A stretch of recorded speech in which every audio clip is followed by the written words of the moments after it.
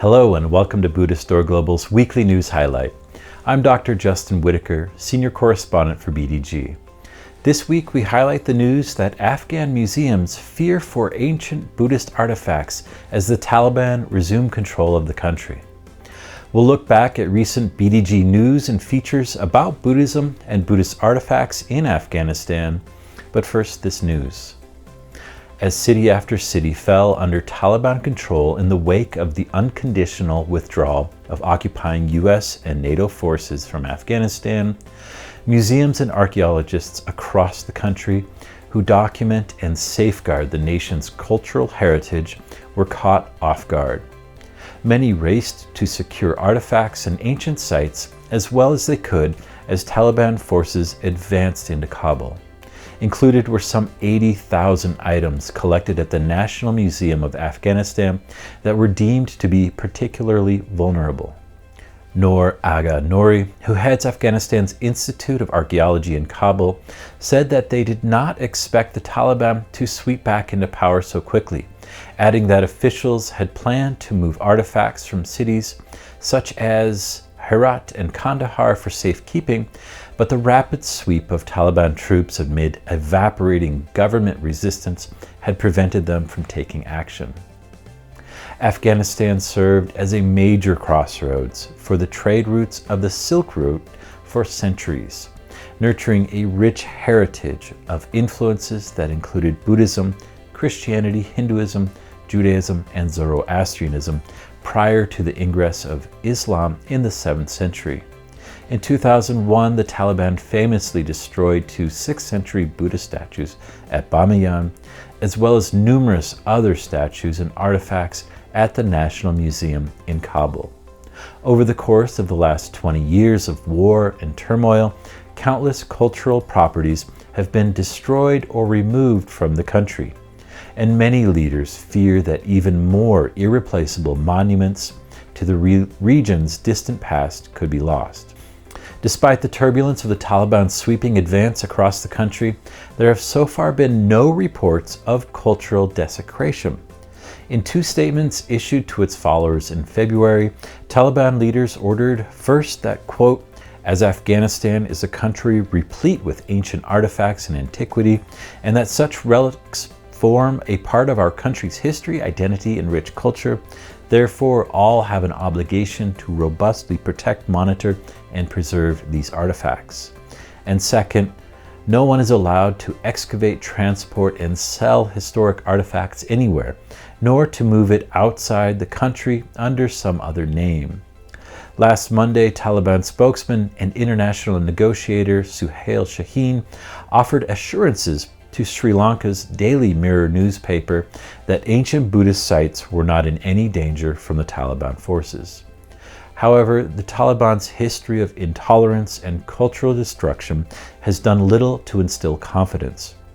From 1996 to 2001, Taliban forces attacked and looted museums and libraries while banning almost all forms of artistic and cultural expression.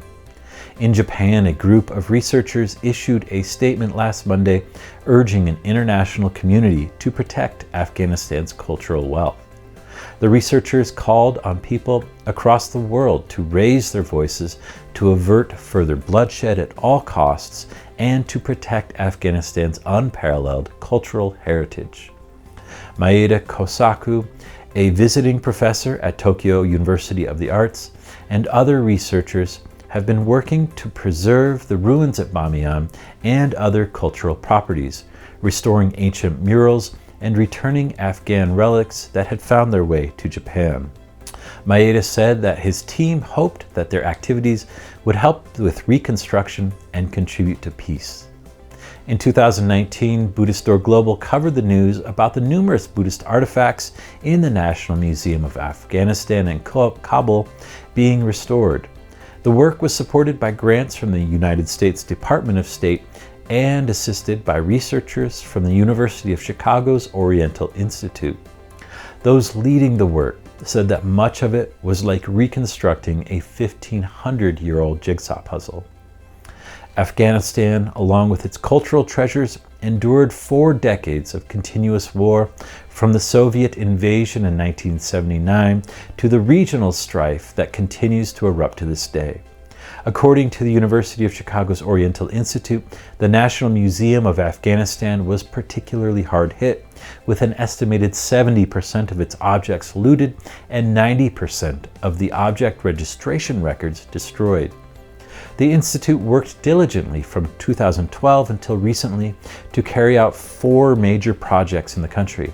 These included using satellite imagery to help map the country's archaeological sites and training staff at the Afghan Institute of Archaeology to locate these sites. They were also helping to develop an outreach program to Afghan high schools in cities throughout the country to bring presentation materials to students who otherwise would not have been able to experience them. And earlier in 2019, we reported on the British Museum's return of priceless Buddhist artifacts to Kabul in what officials called one of the most significant cases of stolen art being returned to the region.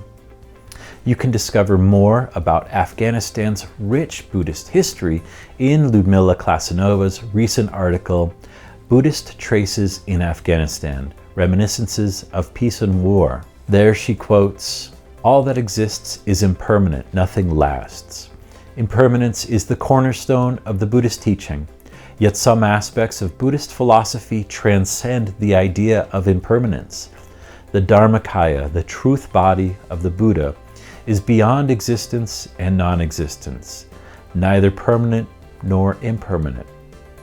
The Dharmakaya is the essence of the enlightened mind and the Buddha, whose symbolic representation is the stupa. One stupa in particular remains as a symbol of peace and light in a time of ongoing war, the stupa at Shawaki in Afghanistan.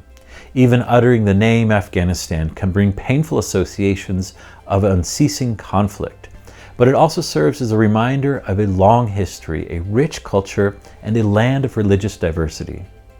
Likewise, this week, our Buddhist Door View explores Buddhist advice on the folly of war and the ancient wisdom that peace cannot come through violence, but only through compassion and peace itself. We also discuss what should hopefully come next for the people of Afghanistan and the global community. Be sure to check out BDG's news articles covering Buddhism in Afghanistan and recent features on the country, linked below. And follow Buddhist Door Global for updates on this and related news. Let us know what you think Buddhist wisdom can tell us about the situation in Afghanistan today in the comments below. And as always, be sure to check out our website, buddhistdoor.net, for more on this story, as well as other news and features about Buddhism around the world.